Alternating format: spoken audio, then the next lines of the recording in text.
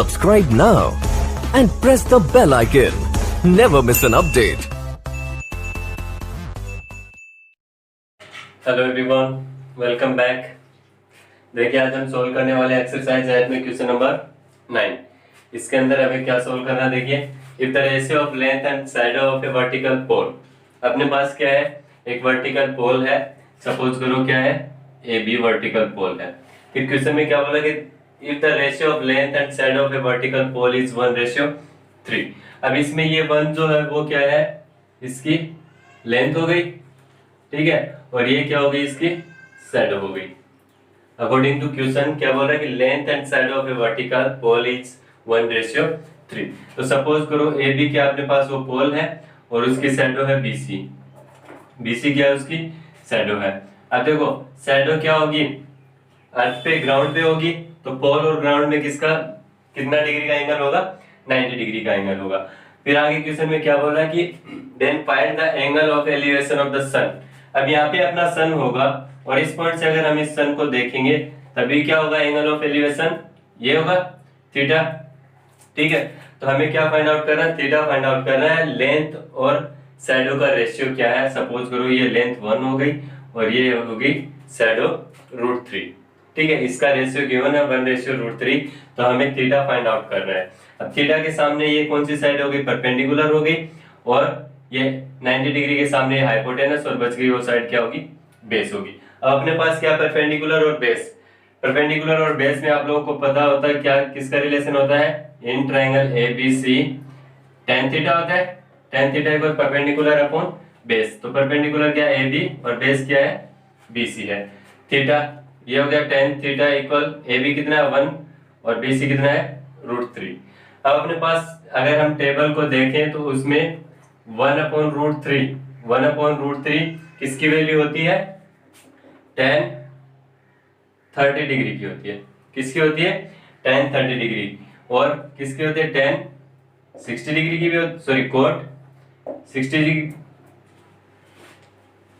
cot 60 degree की भी क्या होती है 1/√3। लेकिन यहाँ पे अपने पास क्या है, tan थीटा है, तो यहाँ पे हम कौन सी वैल्यू लेंगे, tan 30 डिग्री वाली लेंगे। तो यहाँ पे ये हो जाएगा tan theta equal tan 30 degree. अब इसमें tan से tan कैंसिल हो जाएगा, थीटा कितना हो जाएगा अपना 30 डिग्री हो जाएगा।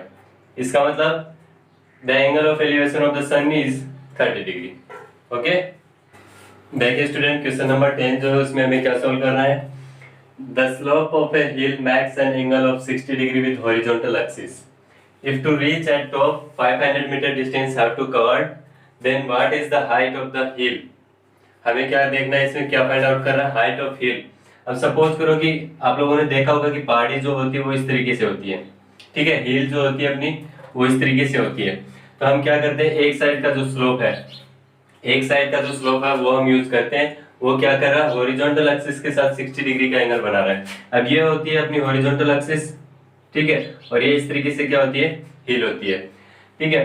तो ये जो है, या फिर ये वाला ले सकते हो, या फिर ये कितना है 60 डिग्री का एंगल है। हॉरिजॉन्टल एक्सिस के साथ ये जो स्लोप ऑफ हिल है वो कितने डिग्री का एंगल बना रही है, 60 डिग्री का एंगल, ठीक है। If to reach at top 500 meter distance have to cover. अब आप लोग देखिए हिल के टॉप पर हमें पहुंचना है, ठीक है, हिल के टॉप पर हमें पहुंचना है, तो कहां से स्टार्ट करेंगे हम चढ़ना, इस पे हिल पे चढ़ना यहाँ से स्टार्ट करेंगे, और यहाँ तक पहुंचने में हमें कितनी डिस्टेंस कवर करनी पड़ रही है, 500 मीटर। तो ये कितना हो जाएगा 500 मीटर। सपोज करो ये अपने पास ए पॉइंट है और ये सी पॉइंट है। अब हमें क्या करना है, then height of the hill. हाइट क्या होगी अपनी, हॉरिजॉन्टल के ऊपर, इसके टॉप से हम क्या करेंगे, हॉरिजॉन्टल के ऊपर परपेंडिकुलर ड्रॉ करेंगे, तो ये क्या होगी अपनी हाइट होगी। हमें क्या करना है, ए बी फाइंड आउट करना है, ठीक है, ए बी फाइंड आउट करना है। तो यहाँ पे देखो ये वाला एंगल है, तो एंगल के सामने, राइट एंगल ट्रायंगल में एंगल के सामने की जो साइड होती है वो क्या होती है, परपेंडिकुलर होती है, ठीक है, और 90 डिग्री के सामने होती है वो हाइपोटेनस, और बच गई वो साइड क्या होगी, बेस होगी। अब अपने पास हाइपोटेनस गिवन है और एंगल गिवन है, हमें क्या फाइंड आउट करना है, परपेंडिकुलर फाइंड आउट करना है। तो हम किस में रिलेशन चेक करेंगे, परपेंडिकुलर और हाइपोटेनस में।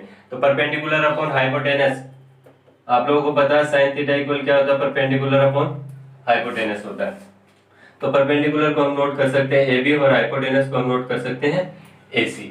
तो यहाँ से हमें क्या फाइंड आउट करना है, AB फाइंड आउट करना है। तो AB इक्वल कितना हो जाएगा साइन थीटा, थीटा के रिप्लेस पे कितना है 60 डिग्री इंटू AC, AC कितना है अपने पास 500 है।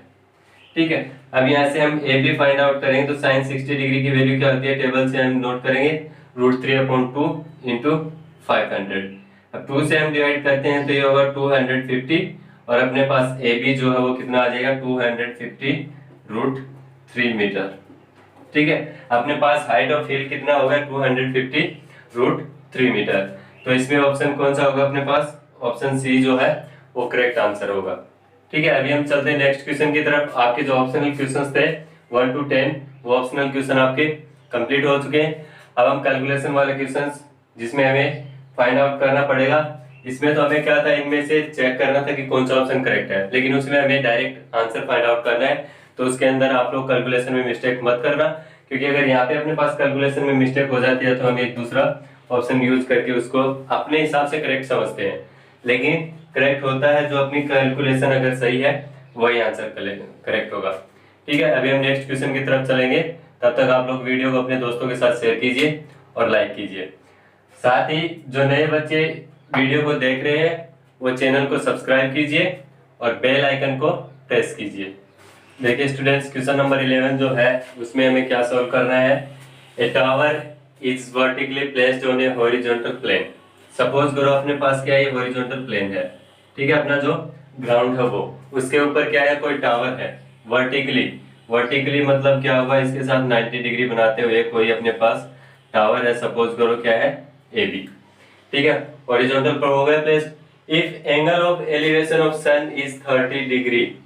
अब यहाँ से ग्राउंड से हम सन की तरफ देखें तो अपने पास क्या होगा, एंगल ऑफ एलिवेशन इस तरीके से होगा। एंगल ऑफ एलिवेशन सपोज करो कोई C पॉइंट है, उस C पॉइंट पर ठीक है क्या है, angle of elevation is 30 degree and length of the shadow of the tower is 45 meter. अब देखो जो टावर है उसकी जो शैडो होगी वो किस पे बनेगी, ग्राउंड पे बनेगी। ठीक है, तो ग्राउंड के ऊपर यहाँ से इसकी शैडो, यहाँ से यहाँ पर अपना सन है और यहाँ से क्या हुआ, इसकी ये जो लाइट है ये टावर पर गिरी और टावर पर गिरने के बाद में क्या हुआ, ग्राउंड पर इसकी शैडो बन गई। तो ये BC जो है वो क्या है, टावर की शैडो है। तो ये कितनी लेंथ है इसकी, 45 मीटर लेंथ है। ठीक है, आगे क्वेश्चन को पढ़े। Then find the height of tower. हमें height of tower find out कर रहा है। हाइट ऑफ टावर क्या है, AB, ये हमें फाइंड आउट करना है। तो अपने पास देखो ये जो एक राइट एंगल ट्रायंगल है, कौन सा, ABC, इसके अंदर ये जो अपना एंगल है, एंगल के सामने की जो साइड है वो क्या है, परपेंडिकुलर है। 90 डिग्री के सामने वो हाइपोटेनस और बच गई वो क्या है, बेस है। अब देखो अपने पास बेस गिवन है और फाइंड आउट क्या करना है, परपेंडिकुलर। बेस और परपेंडिकुलर में किसका रिलेशन होता है, आप लोगों को पता है tan थीटा इक्वल क्या होता है, परपेंडिकुलर अपॉन बेस। तो परपेंडिकुलर क्या है अपने पास AB और बेस क्या है BC। हमें फाइंड आउट करना है AB, तो यहाँ से अपने पास क्या होगा, AB equal tan theta into BC। अब यहाँ पे हम tan थीटा और BC की वैल्यू पुट कर देंगे तो अपने पास AB आ जाएगा, AB equal tan theta 30 degree, tan 30 degree into BC 45। ठीक है, अब यहाँ से अगर हम सोल्व करें इसको तो tan 30 डिग्री की वैल्यू टेबल से उठाएंगे और पुट कर देंगे, कितनी होगी 1/√3 इंटू 45। अब इसको आगे देखो क्या अपने पास 45/√3 मीटर। ठीक है, इसमें थोड़ा सा ये आंसर जो है अपना क्या है, थोड़ा अजीब लग रहा है, जो डिवाइड में √3 है वो। अगर आप √3 के रिप्लेस पे वैल्यू पुट करते हो 1.732 और इसको सोल्व करते हो तो बहुत ज्यादा लंबा हो जाएगा, क्योंकि डिवाइड करने में इसमें प्रॉब्लम होगी। तो हम क्या करेंगे, इसको AB इक्वल 45/√3।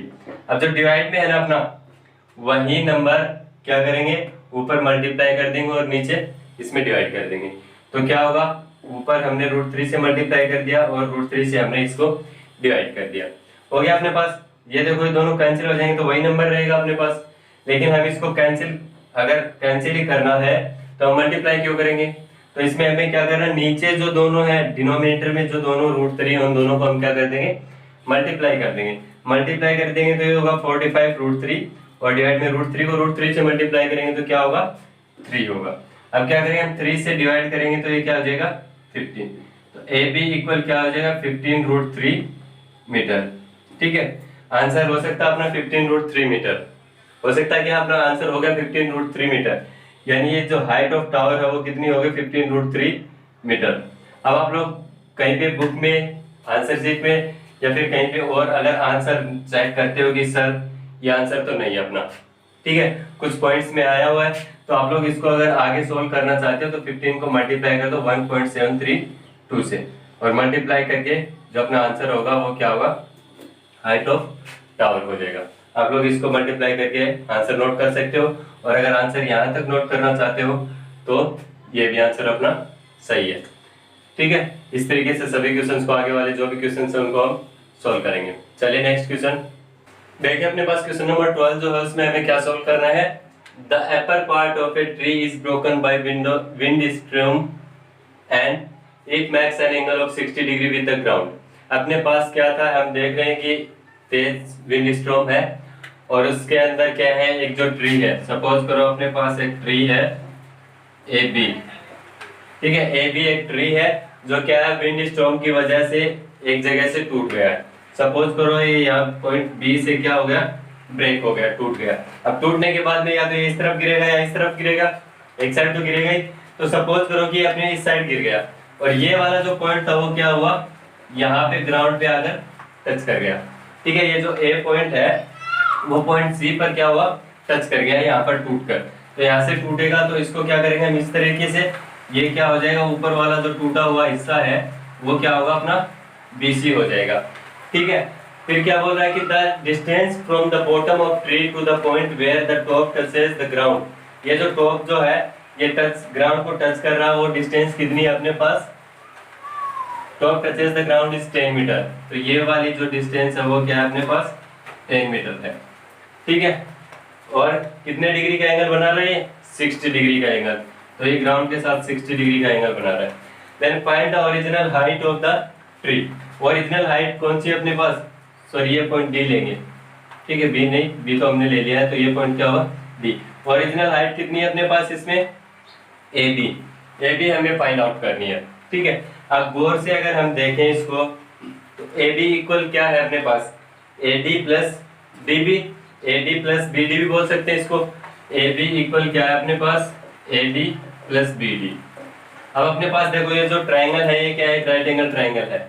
ये थीटा हो गया, इसके सामने की साइड जो वो परपेंडिकुलर हो गई, ये हो गया हाइपोटेनस और ये हो गया बेस, ठीक है। अब हमें क्या करना है, ए बी फाइंड आउट करना है। ए डी यहाँ पे देखो परपेंडिकुलर अपॉन बेस, इन दोनों में परपेंडिकुलर और बेस में रिलेशन से हम क्या फाइंड आउट कर सकते हैं, बी डी फाइंड आउट कर सकते हैं। लेकिन ये जो ए डी है ये अपने पास इसमें ट्राइंगल में नहीं है, तो ये किस तरीके से फाइंड आउट करेंगे, ये जो साइड है ए डी ये किसके इक्वल होगी, यहाँ से टूटकर ग्राउंड को टच करेगा तो किसके इक्वल होगी, डीसी के या फिर सीडी के। तो यहाँ पे हम क्या नोट कर सकते हैं, A B equal C D plus B D, ये हो जाएगा अपने पास। अब सी डी और बी डी की वैल्यू क्या करेंगे हम इस ट्राइंगल से निकालेंगे, फाइंड आउट करेंगे।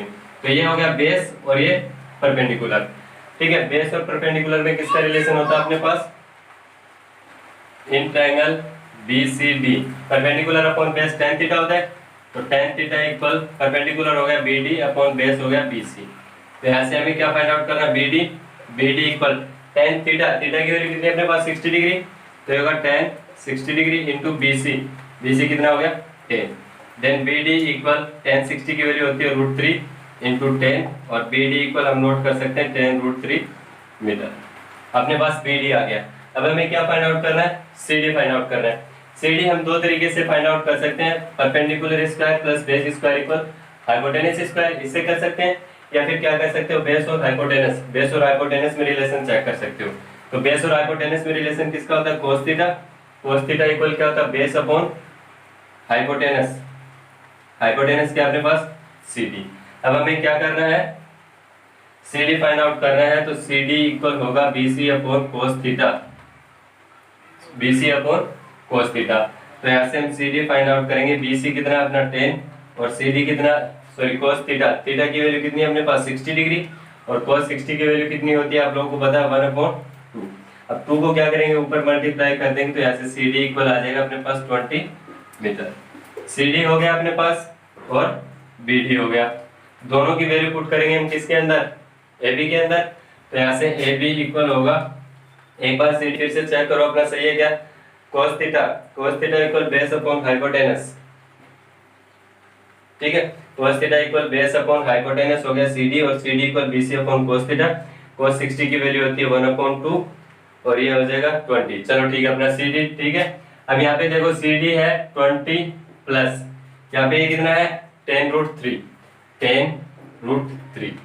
अब अपने पास क्वेश्चन में क्या दिया है, यूज √3 इक्वल 1.732। तो हम क्या करेंगे यहाँ पर 20 प्लस 10 इंटू 1.732, तो ये हो जाएगा 20 प्लस, अब 10 से मल्टीप्लाई करेंगे तो ये पॉइंट क्या हुआ, एक डिजिट आगे खिसक जाएगा, ये हो जाएगा 17.32। आगे से अपने पास ये क्या होगा, इन दोनों को अगर हम ऐड करते हैं तो ये हो जाएगा 37.32 मीटर। तो अपने पास जो ट्री था जो विंड स्टॉर्म के कारण टूट गया था, उसकी ओरिजिनल हाइट कितनी होगी, 37.32 मीटर हो जाएगी। ठीक है, अपना आंसर हो गया ये। अब आगे वाले जितने भी क्वेश्चंस हैं उनको हम अगले वीडियो में सोल्व करेंगे। तब तक के लिए थैंक यू।